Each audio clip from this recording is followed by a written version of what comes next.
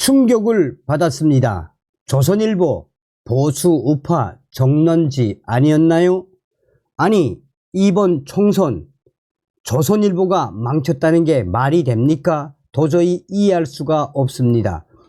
그 전에 조선일보가 총선을 앞두고 민주당과 조국을 까는 새로운 뉴스들, 특종들을 계속해서 터뜨렸는데 조선일보 때문에 국민의힘이 총선 졌다고요?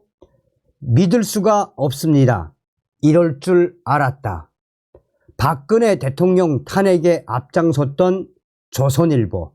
그러니 결국 조선일보가 이번 총선 전에 보수당인 국민의힘 도와주는 척 이재명과 조국을 까는 기사들을 내보냈는데 결국은 총선 망쳐놓은 이후에 윤석열 대통령 탄핵하겠다는 것이네. 야, 소름 돋는다, 소름 돋아. 그러게 말입니다. 아니, 어떻게 대한민국 보수 신문이라고 할 수 있는 조선일보, 이래도 되는 겁니까? 조선일보 불매운동 들어가야 하는 거 아닙니까? 와우, 소름 돋는다, 소름 돋아. 이게 진짜 사실이라면 그야말로 대한민국 보수 우파의 앞날에 희망이 없다라는 거 아닌가요? 우울하다, 미치겠다, 돌아버리겠다. 와, 충격 받았음. 자, 이게 지금 어떤 소식일까요? 지금 현재 이번 총선과 관련된 기사를 어떤 카페에 캡처를 해가지고 올려놨는데 지금 네티즌들이 경악을 하고 있습니다. 자, 알파에서 오메가까지 국민의힘 총선 참패 원흉 조선일보 지금 난리가 났습니다. 그러니 이 네티즌들이 이야기하는 것처럼 우리가 박근혜 대통령 탄핵 당시에 이 조중동이 얼마나 앞장섰습니까? 결국은 조선일보가 윤석열 대통령 탄핵을 겨냥한 거 아닙니까? 윤석열 대통령님, 이럴 때 40 총선고, 부정선고 빨리 대통령님 비상대권을 발동하십시오. 자, 그래서 제가 이 기사의 링크를 따라가 봤더니 이 기사가 자유일보의 기사입니다. 자유일보, 알파에서 오메가까지 국민의힘 총선 참패 원흉은 조선일보. 범야권 192석, 여권 108석, 여권이 총선에서 110석 미만을 얻은 총선은 건국 이후 처음. 그만큼 참패를 했습니다. 방송사의 출구 조사에서는 100석조차 되지 않았습니다. 누가 이런 판을 만들었습니까? 누가 한동훈의 눈과 귀를 막아버렸습니까? 윤한 갈라치기, 용산 대통령실 몰아세우기 등등 유세장 팬덤에 취해버린 한동훈이 만든 것 아닙니까?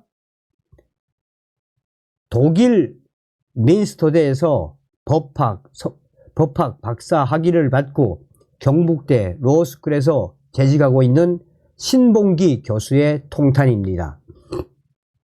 신봉기 교수는 물론 방송과 신문을 보고 논조만 따라가는 정치 평론가와 달리 날카로운 시각을 갖는 전문가들은 이번 22대 총선 평가가 매우 예리합니다. 그들은 총선 패착이 한동훈의 용산 차별화, 즉 윤한 갈라치기에서 시작되었다고 입을 모으고 있습니다. 군산대 이양승 교수는 기고문을 통해 이번 선거는 김경률과 한동훈 주변인들이 초를 친 거라며 정치 초짜인 한동훈이 사람을 볼 줄 모르고 교과서대로만 하면 지지를 얻을 것이라 착각한 것이라고 말했습니다. 권순활 전 동아일보 논설위원도 부울경의 서병수 조혜진, 김태효, 윤영석 후보를 비교 분석하면서 김태효, 윤영석은 문재인, 이재명, 조국 등에 대한 철저한 단죄를 갈망하는 우파 성향 유권자들을 모두 투표장으로 끌어내 자신들에게 표를 찍게 만들었습니다. 반면 윤석열 대통령을 공격한 서병수, 조혜진은 국민의힘 지지자들조차 그들에게 표를 주는 것을 주저하게 만들었습니다. 라고 주장을 했습니다. 이에 대해 박준식 자유언론 국민연합 사무총장은 조선일보 등이 윤석열 아바타론에 대한 대응으로 한동훈에게 용산과의 차별화를 주문했다라며, 하지만 한동훈의 대통령실을 향한 공격이 여권을 분열시켜 총선 패배의 최대 원인이 되었다라며, 김경률의 마리 앙뚜아네트 발언이 조중동의 칼럼 직후 나온 것을 생각할 때 국민의힘 총선 참패의 원인 제공자는 조중동이라고 할 수 있다라며, 그 중에서도 가장 원흉은 조선일보라고 꼬집었습니다. 또 충청과 수도권 참패가 주요 원인이라는 지적도 있습니다.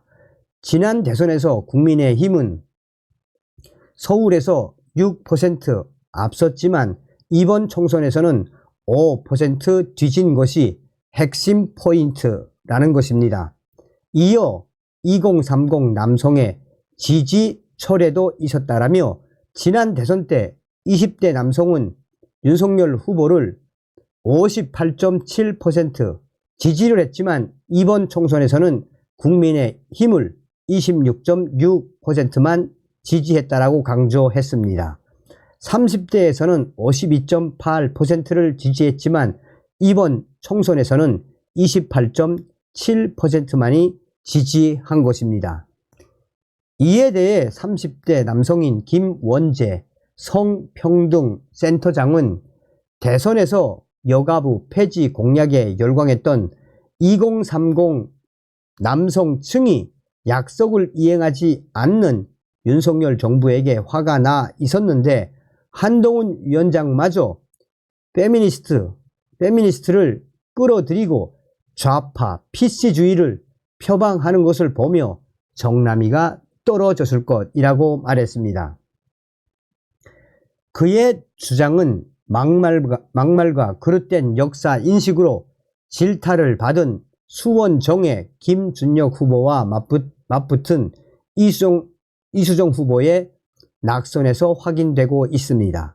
즉, 개표 결과 다른 지역구보다 2배나 많은 무효표가 수원정에서 나온 것이며, 이는 김준혁이도 찍기 싫지만 페미니스트로 알려진 이수정도 찍을 수 없다는 투표 심리가 반영된 결과라고 보도를 했습니다. 또 이례적인 참패를 기록한 충청권 선거에 대해 충청권을 기반으로 하는 YC 청년회의 윤경숙 대표는 윤한 갈등과 기득권 공천으로 충청 지역 선거 전부 망쳤다라며, 한동훈 위원장이 힘든 대통령을 도와주러 나왔다면 좋았을 텐데 대통령에게 대드는 모습을 보면서 충청민들의 실망이 매우 커졌으며 표로 이어졌다라고 강조했습니다. 한동훈 위원장의 정치 미숙을 거론하는 사람들도 있습니다. 홍준표 대구시장은 한동훈 위원장의 유세에 대해 정치 초짜가 대권놀이하며 셀카나 찍고 다녔다고 혹평했고, 국민의힘의 한 후보는 여당의 대표가 정책과 비전은 얘기하지 않고 이재명만 비난하고 다녔다며 한동훈 위원장의 유세 방식을 비판했습니다.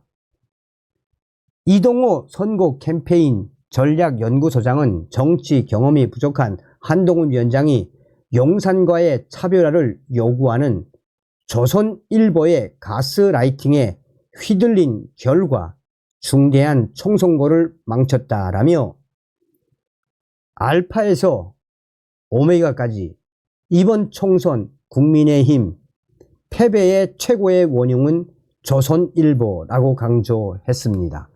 자, 조선일보든 무엇든 이제는 지나간 건 지나간 건데 핵심은 무엇이겠습니까? 윤석열 대통령이 부정선거와 관련된 비상대권을 발동하면 이길 수 있지요. 다음 시간에 뵙겠습니다. 멸공.